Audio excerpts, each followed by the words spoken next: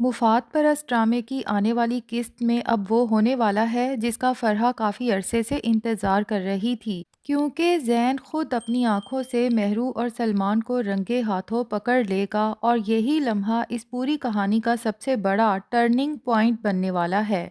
دوسری طرف اگر منیر صاحب کو دیکھیں تو بظاہر وہ لالچی انسان نہیں لگتے، مگر جب بیٹی داماد کو لے کر ابھی 2 ہی دن ان کے گھر ٹھہرتی ہے تو وہ فوراً وکیل کے پاس پہنچ جاتے ہیں تاکہ زین کو اس کی ماں سے اس کا حصہ دلایا جا سکے، اور اگر اس رویے کو لالچ نہ کہا جائے تو پھر آخر کیا کہا جائے؟ ظاہر ہے زین فرحہ کا اکلوتا بیٹا ہے اور آخر کار اس کی تمام جائیداد خود بخود زین ہی کے نام ہونی ہے، لیکن لگتا ہے منیر صاحب کو بھی داماد کے ساتھ رہتے ہوئے صرف 2 ہی دن میں اتنی گھٹن محسوس ہو گئی کہ وہ چاہتے ہیں معاملہ جلد از جلد نمٹ جائے، فرحہ زین کو اس کا حصہ دے اور زین مہرو کو لے کر الگ گھر میں شفٹ ہو جائے۔ بہرحال وکیل سے ملاقات کے بعد جب منیر صاحب گھر واپس آتے ہیں تو مہرو کے سر پر شفقت سے ہاتھ رکھ کر کہتے ہیں کہ میری بچی، میں تمہیں تمہارا حق دلوائے بغیر نہیں رہوں گا، میرے جیتے جی تمہاری ساس تمہارے ساتھ مزید ناانصافی نہیں کر سکتی۔ یہ سنتے ہی مہرو کی خوشی کا کوئی ٹھکانہ نہیں رہتا اور وہ فوراً یہ خوشخبری فون پر سلمان کو سنا دیتی ہے کہ اب تو ابو کو بھی یقین آ گیا کہ میں معصوم ہوں اور وہ بھی میرا ساتھ دے رہے ہیں۔ ممی اگر گھر میرے نام ہونے سے اتنا گھبرا رہی تھیں تو اب تو زین کی ساری پراپرٹی میرے نام ہونے والی ہے۔ یہ سب سن کر سلمان دل ہی دل میں بہت خوش ہوتا ہے اور سوچتا ہے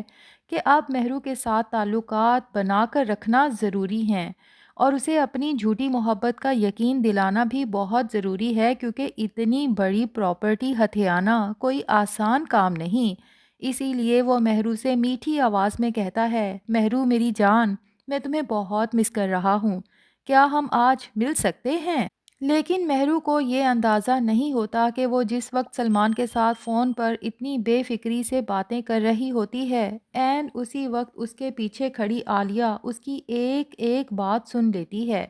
عالیہ کے تو جیسے پاؤں تلے سے زمین ہی نکل جاتی ہے، کیونکہ شروع دن سے ہی وہ سلمان اسے سخت ناپسند تھا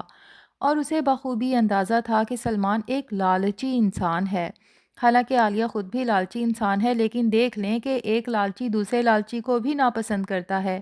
خیر، اور اب مہرو جس طرح اسے پل پل کی خبریں دے رہی ہے، اس سے صاف ظاہر ہے کہ سلمان صرف جائیداد کی خاطر مہرو کے ساتھ جڑا ہوا ہے۔ عالیہ غصے میں وہیں مہرو کے پاس پہنچتی ہے اور دو ٹوک کہتی ہے کہ اچھا، تو اب مجھے سمجھ آئی کہ تم یہ سب کیوں کر رہی تھی، اور فرحہ کا غصہ بالکل بے جا نہیں تھا، بلکہ وہ سچ کہہ رہی تھی۔ یہاں مہرو بھی بغیر کسی جھجک کے اپنی ماں کو صاف لفظوں میں بتا دیتی ہے کہ آپ چاہے جو کر لیں، میں صرف زین کو ملنے والی پراپرٹی کا انتظار کر رہی ہوں۔ اس کے بعد نہ تو میرا زین کے ساتھ کوئی رشتہ رہے گا اور نہ ہی میں آپ کے اس گھر میں رہوں گی، کیونکہ میں سلمان سے شادی کا فیصلہ کر چکی ہوں۔ مگر یہاں عالیہ اپنی بیٹی کا ساتھ دینے کی بجائے سخت رویہ اختیار کرتی ہے اور صاف کہہ دیتی ہے کہ شوہر تو تمہارا مرتے دم تک زین ہی رہے گا اور تمہیں اسی کے ساتھ زندگی گزارنا ہوگی۔ اب ظاہر ہے عالیہ کوئی ایسا قدم اٹھائے گی جس سے مہرو کو مجبوراً زین کو لے کر اس کے گھر واپس جانا ہی پڑے گا۔ لیکن فی الحال یہ نہیں پتا کہ عالیہ منیر صاحب سے کیا بات کرتی ہے اور آگے کیا منصوبہ بناتی ہے۔ ادھر مہرو ضد پر اتر آتی ہے اور اپنی ماں کو صاف کہہ دیتی ہے کہ آپ مجھے روک نہیں سکتی، میں جو فیصلہ کر چکی ہوں وہ کر کے رہوں گی، اور ڈھٹائی سے سلمان کو ملنے کے لیے بلا لیتی ہے۔ البتہ گاڑی گھر سے ذرا فاصلے پر رکوانے کا کہتی ہے، کیونکہ وہ فی الحال اپنے باپ کی نظروں میں جو نہیں آنا چاہتی۔ اسے معلوم ہے کہ اگر ابو اس کا ساتھ چھوڑ دیں گے تو زین کی پراپرٹی ہاتھ سے نکل سکتی ہے۔ یہی وہ لمحہ ہوتا ہے جب زین مہرو کو تیار ہو کر گھر سے نکلتے دیکھ لیتا ہے۔ مہرو حسب عادت کوئی نہ کوئی بہانہ بنا دیتی ہے کہ میں شاپنگ پہ جا رہی ہوں، یا شاید کہے گی کہ ڈاکٹر کے پاس جا رہی ہوں، لیکن زین بھی اس بار خاموش نہیں رہتا اور اس کا پیچھا کرتا ہے۔ دوسری طرف سلمان گاڑی میں بیٹھا مہرو کا انتظار کر رہا ہوتا ہے، اور جیسے ہی مہرو آتی ہے وہ بہت رومانٹک انداز میں اس کا ہاتھ تھام لیتا ہے، گرم جوشی سے ویلکم کرتا ہے اور کہتا ہے کہ آج تو تم بہت پیاری لگ رہی ہو مہرو۔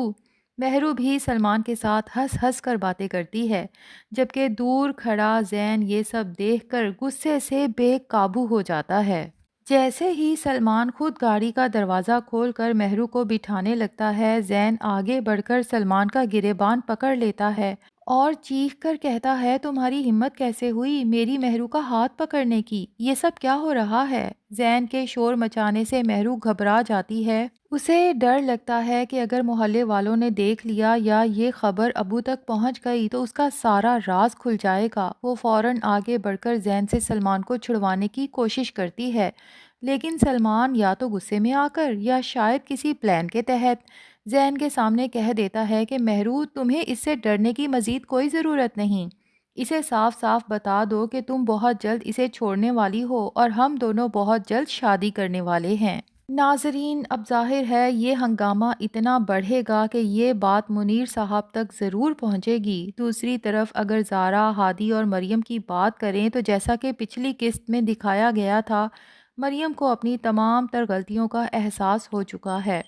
اور وہ ہادی کو بتا دیتی ہے کہ اس نے یہ سب دراصل مہرو کے اکسانے پر کیا تھا۔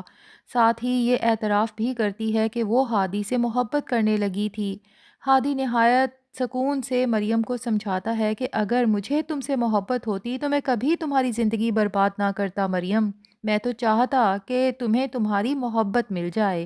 لیکن تم نے میرے خلوص کو ہی میرے خلاف استعمال کیا، زارا اور میرے درمیان اتنے فاصلے بڑھا دیے اور عدیل صاحب کو بھی موت کے دہانے تک پہنچا دیا۔ مریم رو پڑتی ہے اور وعدہ کرتی ہے کہ وہ زارا اور ہادی کے درمیان آنے والی تمام تر غلط فہمیاں خود ختم کرے گی اور اس کے بعد ہمیشہ کے لیے ان کی زندگی سے نکل جائے گی، کیونکہ وہ اپنے آبائی شہر واپس جانے کا فیصلہ کر چکی ہے۔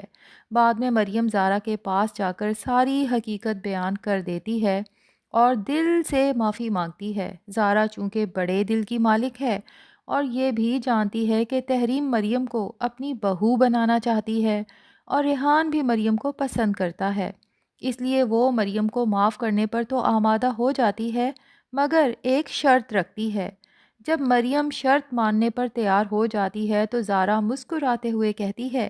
کہ تم اپنے شہر واپس نہیں جاؤ گی، بلکہ میری بھابھی بن کر ہمیشہ کے لیے ہمارے گھر اور میرے بھائی ریحان کی زندگی میں آؤ گی۔ یوں ناظرین، مریم کی زندگی میں بھی خوشیاں آنے والی ہیں، لیکن اصل سوال یہ ہے کہ کیا مہرو کو سلمان ملے گا یا زین کے ساتھ ہی اس کی زندگی بندھ جائے گی، یا پھر اس کی بے وفائی بے نقاب ہونے کے بعد زین اسے ہمیشہ کے لیے اپنی زندگی سے نکال دے گا۔ اور جب مہرو کو یہ حقیقت معلوم ہوگی کہ سلمان دراصل اسے دھوکہ دے رہا تھا، وہ تو رملہ سے محبت کرتا ہے اور وہ مہرو سے صرف جائیداد ہتھیانے کے لیے جھوٹی محبت کا ڈرامہ کر رہا تھا، تو کیا اسے اپنے کیے پر پچھتاوا ہوگا جو کچھ اس نے بیچارے زین اور اس کی ماں فرحہ کے ساتھ کیا؟ آپ کیا سمجھتے ہیں، کیا مہرو جیسی لڑکیاں کبھی واقعی ہی پچھتاتی بھی ہیں یا نہیں؟ کمنٹس میں ہاں یا نہ میں ضرور جواب دیں۔